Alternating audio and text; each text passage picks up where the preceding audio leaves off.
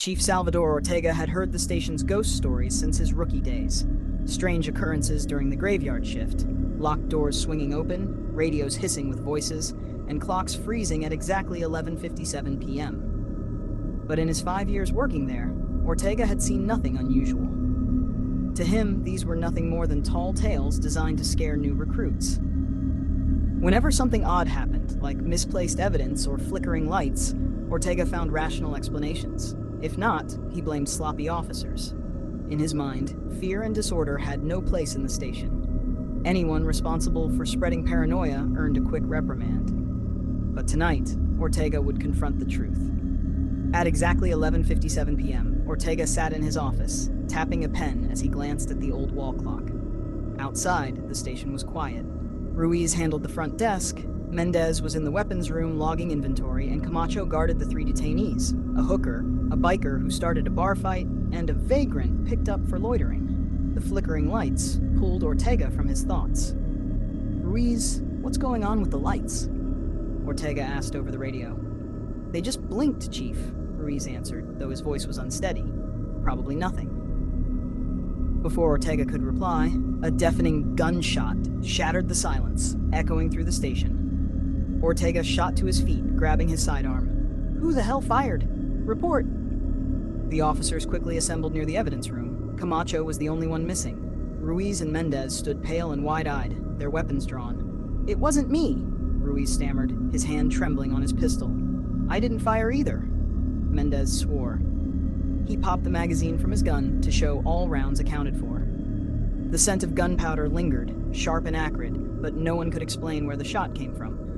Ortega's radio crackled with static and a whisper. "He's already gone." Ortega's heart pounded.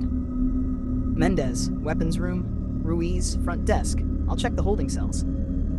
Camacho had been standing outside the cells moments earlier, watching the 3 inmates through the bars. The biker grinned lazily. "She's coming for you, man." "Shut it," Camacho snapped, keeping his gun raised. "All of you, stay put." But the hooker giggled in the corner, rocking back and forth. "Do you see her?" she whispered. "Enough," Camacho barked, his grip tightening on the gun. The vagrant, still and silent, finally spoke. "You should have let us go." His lips curled into a smile. "It's too late now." Camacho's heart pounded as a chill filled the room. Then, with a loud metallic clang, the cell door swung open on its own. He fired instinctively, but the bullet vanished, swallowed by the air. Before Camacho could react, cold fingers closed around his wrist from behind. He twisted, but nothing was there. The lights flickered, and when they stabilized, the holding cells were empty. Camacho was gone. Only his gun lay on the floor, slide open, a single bullet missing. At the front desk, Ruiz clutched his radio tightly, nervously eyeing the front doors. The disconnected phone began to ring. Ruiz stared at it in disbelief. With a shaking hand, he picked up the receiver. "Hello?" A faint female voice whispered through the line. "Do you see me?" Ruiz turned toward the glass doors and froze. The hooker was standing behind him, reflected in the glass, her grin stretched impossibly wide. She raised a hand and waved.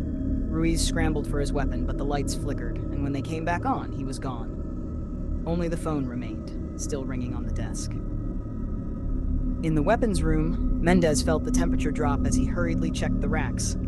His hands fumbled as he locked the cabinets. The door creaked behind him. Mendez spun around, his flashlight beam sweeping the room. Then came the sound, nails scraping slowly along metal. His heart raced.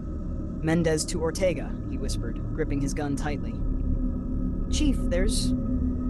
The door slammed shut with a bang. The vagrant's voice drifted from behind him. "She likes to play with the brave ones." Mendez whirled around, but there was no one there. The lights flickered, and when they steadied, Mendez was gone. His gun lay on the ground, one round missing from the chamber. Ortega moved cautiously through the station, his flashlight cutting through the darkness. The hallway felt longer than usual, the walls pressing in on him. His radio hissed with static. Then, in his own voice, came a whisper. "You shouldn't have come, Chief." He passed doors that now led to impossible places, a spiral staircase twisting downward, a playground bathed in moonlight, and a dimly lit church with candles flickering in the gloom. Finally, he reached the evidence room, its door wide open despite being locked earlier. A cold wind brushed past him as a figure emerged from the shadows. Its limbs were impossibly long, its grin stretched across its face.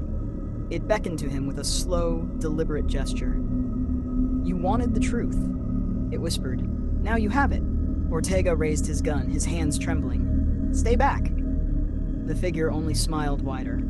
"There's no way out, Chief." The walls behind Ortega dissolved into darkness, leaving him nowhere to run. His flashlight flickered one last time, and when it came back on, Ortega was gone. The morning shift arrived to find the station eerily silent. Ruiz, Mendez, Camacho, and the 3 inmates had vanished without a trace. The front desk was empty, the weapons room locked from the inside, and the holding cells stood wide open. All that remained was the sharp smell of gunpowder and the faint sound of a phone ringing deep within the building. Every night at exactly 11:57 p.m., the lights flicker, the phone rings, and the walls echo with distant gunfire. And anyone foolish enough to enter hears the same whispered warning. "You're next."